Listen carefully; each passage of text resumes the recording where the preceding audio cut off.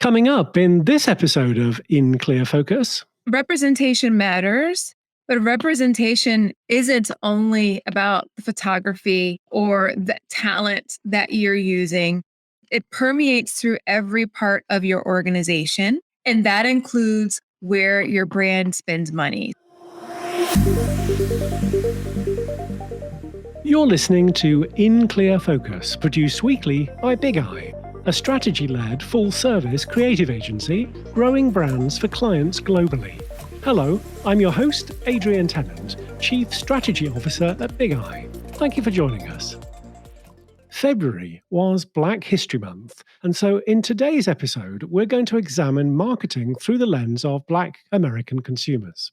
According to the University of Georgia, in 2020, Black buying power totaled $1.6 trillion, or 9% of the nation's total buying power, which was up from $1.3 trillion in 2018. A report from McKinsey & Company found that Black households accounted for just under 10% of the total spending on goods and services in 2019, despite being 13.4% of the population. Their analysis suggests that Black consumers' spending power is somewhere in the region of $260 billion, but consumers are willing to shift around 30% of their current spending to companies that better address their needs. The research also indicated that Black consumers will pay up to 1.2 times more for those products, an estimated $25 to $40 billion in net new spending. More than half of Black adults in the US, 53%, say they've started or stopped using a brand because of its response to racism or racial injustice, compared with just 42% of the total population, according to a 2021 survey by Edelman. To discuss these and other data points and their implications for marketers, making her second appearance on In Clear Focus, our guest this week is Sonia Thompson, an expert in inclusive marketing, a customer experience strategist, and a consultant with international experience. As CEO of Thompson Media Group, Sonia helps brands deliver inclusive and remarkable experiences that win customers. Previously, Sonia spent almost a decade as a marketer with Johnson & Johnson, growing billion-dollar brands around the world. Sonia is also a regular contributor to Forbes and Inc. Today, Sonia is joining us from her office in Wesley Chapel, Florida. Sonia, welcome back to In Clear Focus. Thank you so much for having me. It's my pleasure. It's an honor to be asked to come back. Well, for anyone that didn't listen to our conversation last year, what's your definition of inclusive marketing? So, inclusive marketing is all about acknowledging all the many ways in which people are different, and then intentionally choosing which of those differences you are going to serve as a brand, and then incorporating the ones that you've selected throughout all parts of your marketing mix. Today, you're a recognized expert in inclusive marketing. So, Sonia, what led you to focus on this particular area? I would say it came a lot from frustration. I am somebody with a lot of differences. So I'm a marketer. That's been my background, my experience for my entire career. And I focus a lot on customer experience. But as I started talking more about my frustrations, and whenever you're a marketer, I feel like you're always viewing the world through the lens of a marketer. I just kept running into challenges where I felt like brands struggled whenever trying to figure out how to engage people who had quote unquote differences that made them not so cleanly fit into what was considered mainstream. So I'm a Black woman. I follow a gluten-free diet. I saw things especially change whenever I started gluten-free because I just realized how many brands struggled to cater to that. I lived outside the US for a little while. I'm left-handed, so that, my adjustments with that started early on with scissors back in school. So the more I started talking about that and just exploring it within my columns, and I went to a boot camp that was all about public speaking to help, prepare me and give me assets to get on the stage. And I did a talk on inclusive marketing. And I started to see the responses that people were having to it. I started to see the responses that people were having to my articles because people talk about diversity, equity, inclusion, and belonging very few people talking about it from a marketing standpoint. So thinking about things from an inclusivity standpoint, because even whenever people are talking about diversity and marketing or multicultural marketing, they're focusing it more so on ethnicity and race rather than all the different types of dimensions of diversity that exist. So if we think about that, that's where we get the definition inclusive marketing, because it's not just multicultural or ethnic marketing. It's thinking more broadly about all the ways that we're different. So I got started in it because there was hunger in the market. People were latching on to the information because there wasn't a ton out there. There's a little bit more now than there was previously. But yeah, I just started leaning in heavily where people were clamoring for information. Yesterday was the last day of Black History Month. Which brands do you think do a really good job of engaging with Black American consumers? Target consistently does a good job. Every year, I have people sending me photos of their Black History Month display that they generally start showcasing in January because people are excited about it. And that's the cool thing about celebrations that you're doing for Black History Month or any other cultural group or just specific group of people who are underrepresented and underserved. Anytime they see something that you've done to celebrate and honor them and they're excited about it, I generally feel like that's a good sign that you've done a good job. How did Target get to the point to where they were able to consistently deliver good experiences for Black History Month? One, they spend a lot of time getting to know their customer. They co-create with their internal teams. They have an employee resource group, so they work a lot with their employee resource group for Black people, and they help them curate the different merchandise that they're going to be using. They help them find Black owned suppliers that they're going to be featuring. So, because they spend so much time connecting with the community that they're looking to serve and partnering with them and co creating with them, they're generally able to deliver experiences and celebrations that make people feel seen. Sonia, what are some of the most common misconceptions you find marketers and brand managers have about the Black community? This is a pet peeve of mine. Whenever people assume that the Black community doesn't have any money.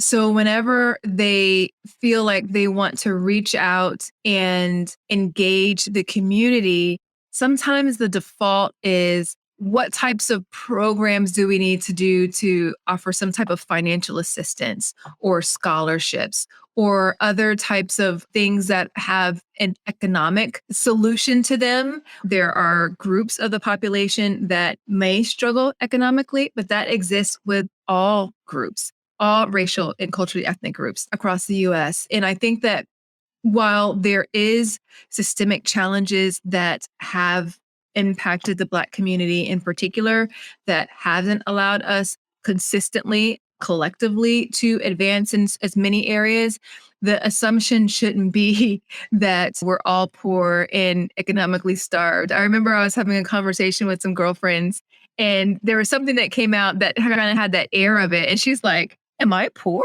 Right? Not that there's anything wrong with it, but we just don't think of ourselves in that way. That's not our lived experience.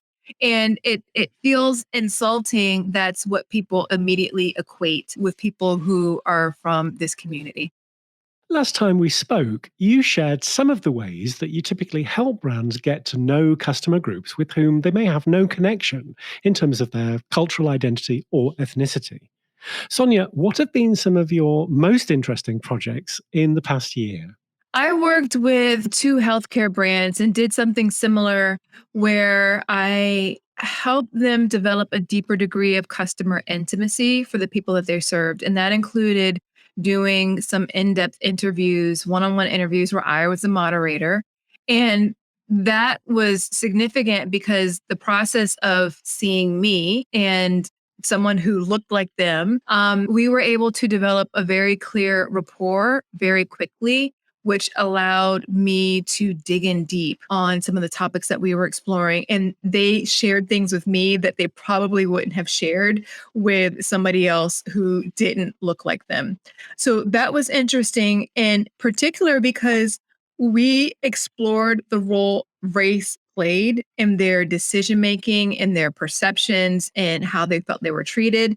And ultimately, that was going to impact their experience with the brand later on. Now, we're exploring the role of race, not just with the brand, but just overall within healthcare. But knowing what role race played and exploring what role it did play gave the team a deeper degree of customer intimacy and cultural intelligence that would allow them to better tailor their programming and their support for this community because they had a much deeper understanding of who they were. So that was one thing. And another project that is newer that I'm excited about is I'm helping another client also in the world of healthcare. I do work with companies outside of healthcare, but because my background is in healthcare, I think sometimes that's where people reach out. And we are helping them with their Spanish engagement strategy, in particular from a customer experience standpoint. So that includes helping them with their translations, of course, but beyond that, engaging Spanish speakers isn't just about translating content that already exists. It's about how can you develop a full-on experience with them in mind that makes them feel seen and like they belong, and that delivers a stellar customer experience that isn't diminished because they speak or prefer a different language from English.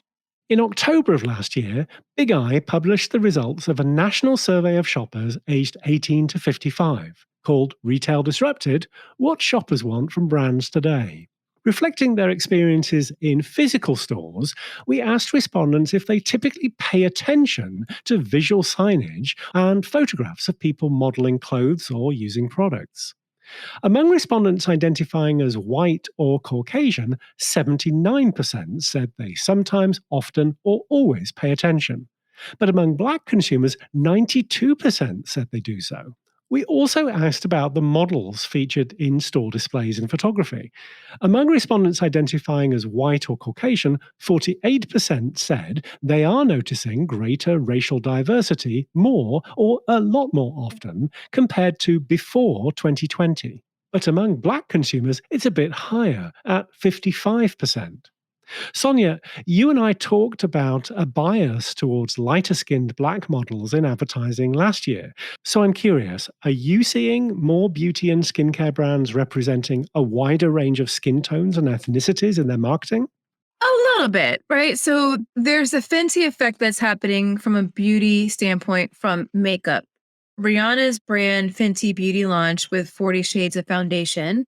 They kind of rocked the industry because they were super inclusive and took into account people who had a broad variety of skin complexions all over the world. As a result, 40 Shades of Foundation became the gold standard. It became the barrier to entry for other makeup brands. So other makeup brands have started to showcase that they've got all these different shades, and that has then translated into a broader degree of representation and showcasing models of those different shades. Outside of that, there are more high fashion brands and brands that tend to have more well-known models that have in the past had a range of colors. Victoria's Secret is one that they generally tended to have a good range of skin tones and complexions with their models. There is still work to be done for more brands that aren't high fashion, that aren't specifically connected to makeup, to do a better job with that representation, particularly of darker skinned people. This happens because I think that people feel like when it comes to representation, if they're putting a person of color that seems to be racially ambiguous, they feel like they're, for lack of a better term, killing two birds with one stone, right? They feel like they're checking a couple of boxes or covering a broader base of people by having racially ambiguous people. However, because in many cases, they don't have the cultural intelligence to know that skin color and skin complexion has long been a topic of conversation and one that causes a lot of dispute in communities, particularly communities of color. Whereas Black and darker skinned has often been viewed as less than those who have lighter skin. So the idea is that people think and people feel that only showing racially ambiguous people of color are harmful. So more brands can lean more heavily into this of both men and women and showcasing a broader range, but knowing that it's not just about putting a Black person or a brown person or a person of color. You definitely have to think about the layers and the dimensions of the skin colors. And that representation isn't just about an ethnic group. There are a number of other factors that are important to consider, like that skin color and complexion. Whenever Amazon Alexa did a commercial last year for a Super Bowl and they had that dark skinned woman with natural hair, I still love it. I still have a visceral reaction thinking about it and how much that meant for people, including me, to see someone like that featured in an ad. Let's take a short break. We'll be right back after these messages. I'm Seth Segura, VP and Creative Director at Big Eye. Every week, In Clear Focus addresses topics that impact our work as creative professionals. At Big Eye, we always put audiences first. For every engagement, we commit to really understanding our clients' prospects and customers. Through our own primary research, we capture valuable data about people's attitudes, behaviors, and motivations. These insights inform our strategy and guide our creative briefs. Clients see them brought to life in inspiring, imaginative, brand building, and persuasive activation campaigns. If you'd like to put Big Eye's audience-focused creative communications to work for your brand, please contact us. Email info@bigeyeagency.com. Big Eye, reaching the right people in the right place at the right time. Each month, in partnership with our friends at Kogan Page, the Big Eye Book Club features interviews with authors who are experts in specific areas of marketing and research. Our featured book for March is Using Semiotics in Retail: Leverage Consumer Insight to Engage Shoppers and Boost Sales by Rachel Laws. In Clear Focus listeners can save 20% on a print or electronic version of the book with exclusive promo code BIGEYE20. This code is valid for all products and pre-orders and applies to Kogan Page's free ebook offer. To order your copy of Using Semiotics in Retail, go to koganpage.com. That's KOGANPAGE.com.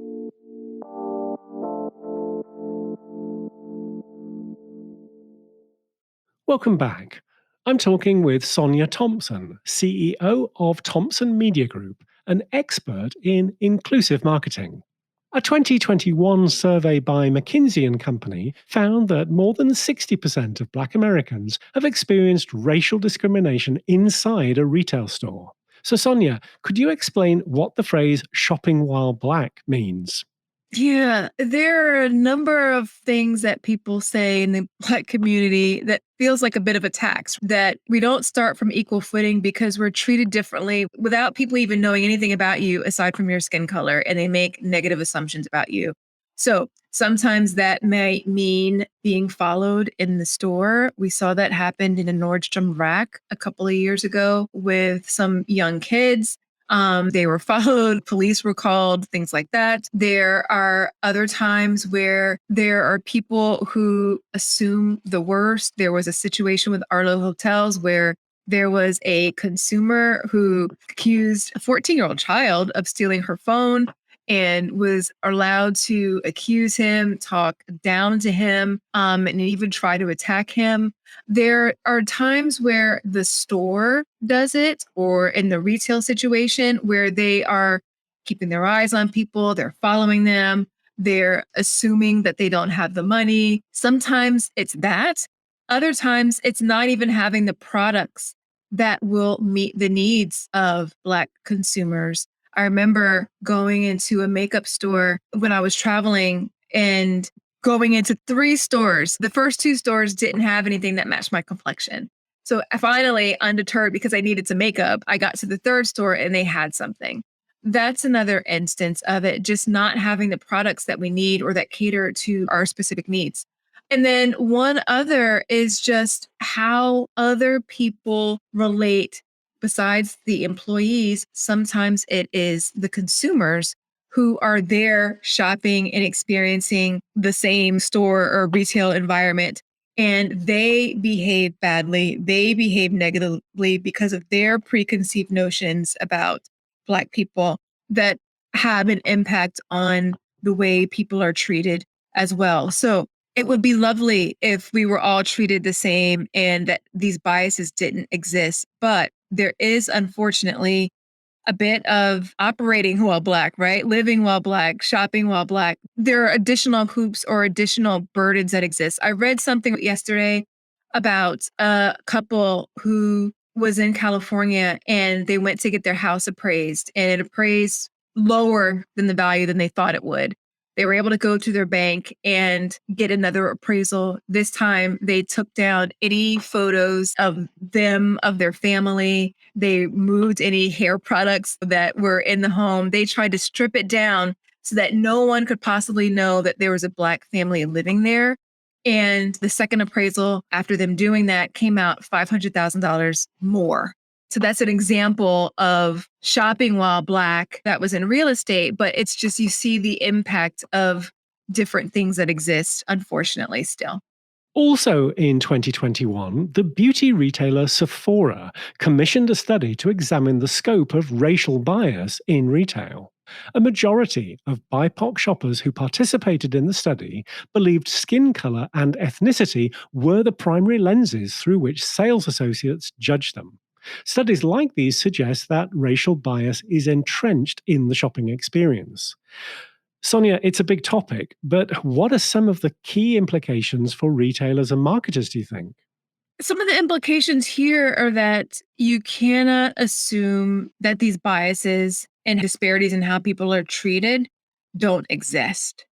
You won't know if these disparities exist and to what extent unless you start asking the question. So, going back to the research that I had done with a few clients last year, where we were doing some voice of the customer, particularly with Black consumers, and we asked race-based questions. So I think a lot of times brands will do research and they'll try to learn, but they don't necessarily ask race-based questions to understand, are there differences in the experiences that some people have versus others?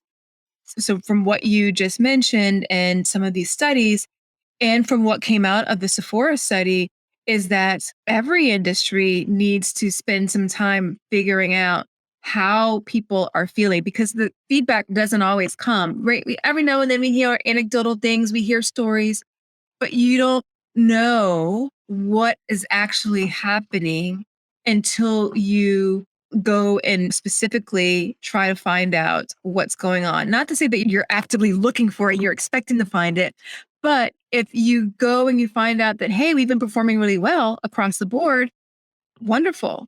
But if you go and you do the research and you find out that there are some disparities, then you know that you have opportunity to evaluate how to begin to close those gaps.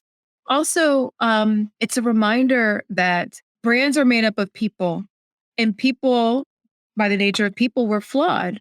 And everybody is on a different journey with regards to diversity, equity, inclusion, belonging, systemic racism, anti-racism. Everybody is on their own path and their own journey. And just because a brand establishes existing values that support and uphold these principles doesn't mean that everybody on the team automatically does.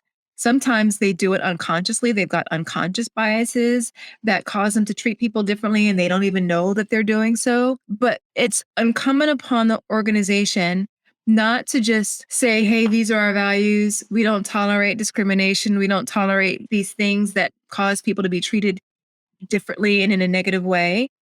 The organization needs to figure out, how can we train people to make sure that they, on an ongoing basis, because one training doesn't do it, right? How can we train and equip people on an ongoing basis so that they are delivering a uniform experience to the customers that they're serving, so that they can give people what they need and identify?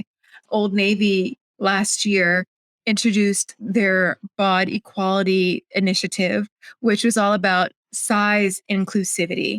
And they did a number of changes in their stores and online, collapsing plus size from regular size, quote unquote, and, merchandising all the sizes together. But they also were planning on implementing extensive training for their in-store employees to help them ensure that they're delivering a remarkable experience for everybody, no matter what their size, because I identified that sometimes those experiences were different.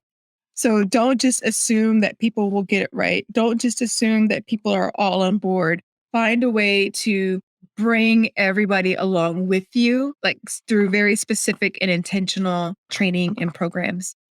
Following the international protests in support of the Black Lives Matter movement, the 15% pledge started as an online campaign that asked large retailers to commit to allotting 15% of their shelf space to Black owned brands. Now, it should be noted that Sephora was the first large retailer to sign on to the pledge. How do you think Black American consumers view retailers using their purchasing prowess and turning shopping into a form of activism? Positively, right? Representation matters, but representation isn't only about the photography or the talent that you're using. It permeates through every part of your organization. And that includes where your brand spends money. So that can be with the talent that you hire. A wonderful sign or marker of how inclusive a brand is basically how representative their team is. It's one thing to say, hey, we value the Black community or people of color or the LGBTQ plus community. But if you don't have any of the people from that community on your team, it doesn't feel like you are as genuine about it or you haven't put your money where your mouth is, right? The same goes for supplier diversity. If you say you value diversity and you value other communities that are traditionally underrepresented and underserved, that isn't just about reaching out to engaging people who can buy from you. It's also about making sure that you are buying from people who are parts of these communities. You are investing in people who are parts of the communities, and you're being very intentional about doing it. That is a sign of a company that is serious and they are committed to diversity, equity, inclusion, and belonging. So there's always going to be a positive, not only because it showcases the commitment of the company, but it should help these brands serve their customers better. So in the case of Sephora, having this 15% pledge and investing in making sure that 15% of their suppliers be from the Black community makes a lot of sense if the Black community is, just under 15%, right? So it allows them to better have products and services and resources that meet the needs of the customer. So it's a win-win-win all around. Sonia, in practical terms, how can teams that design products or are responsible for crafting in store experiences ensure that they're taking an inclusive approach? Bake inclusivity into the process from the very beginning. I think a lot of brands do what they're going to do. They build their plans, they build their materials, they build their campaigns. And then the last 10%, they start thinking about how can they make sure that it's inclusive. It's like they're doing a check at the end and figuring out, okay, we might need to make some tweaks versus starting from the beginning of the process and baking inclusivity into it from the very beginning. For instance, my husband is from Argentina and he's a new immigrant here to the US, and he still very much operates in Spanish. So whenever we moved, we had to get a new car. We had to get 2 new cars, of course. And so I have mine, he has his, and his car everything is in Spanish, right? The dashboard where you've got the radio, all the other controls and different things, the control panel, it's all set up in Spanish. His cell phone, whenever we got here, we had to get a cell phone. It's all configured and set up in Spanish. Whenever we watch TV, if we're watching Netflix, for instance, we watch it in English, but there are Spanish subtitles. These are all brands who didn't think about inclusivity at the end. They baked it into their product development process. Each of them has done it in different degrees, but they thought about who are all the different types of people who have the problem that our brand solves. How might they be different So how can we deliver products, services, and experiences that allows them to participate, that allows them to be successful, that allows them to solve the problem that we help them with, even with the differences that they have. And you have more leeway to figure out what are the right solutions to bring more people along when you plan for it at the beginning versus doing it at the end and figuring out how can you retrofit, or even if you can retrofit it at the end. Sonia, if In Clear Focus listeners would like to learn more about you, Thompson Media Group, and your articles, where can they find you? You can find me at inclusivemarketing.co. There I've got articles. If you wanted to get on the list, I share a lot of my articles from my columns there. We've got new podcasts and coming very soon, new YouTube videos coming out on a variety of topics from inclusive marketing and building an inclusive brand. Sonia, thank you very much for being our guest again on In Clear Focus. It's been totally my pleasure. Thanks so much for having me. Thanks to my guest this week, Sonia Thompson, CEO of Thompson Media Group. As always, you'll find a transcript with links to the resources we discussed today on the In Clear Focus page at bigiagency.com under Insights. If you enjoyed this episode, please consider following us wherever you listen to podcasts.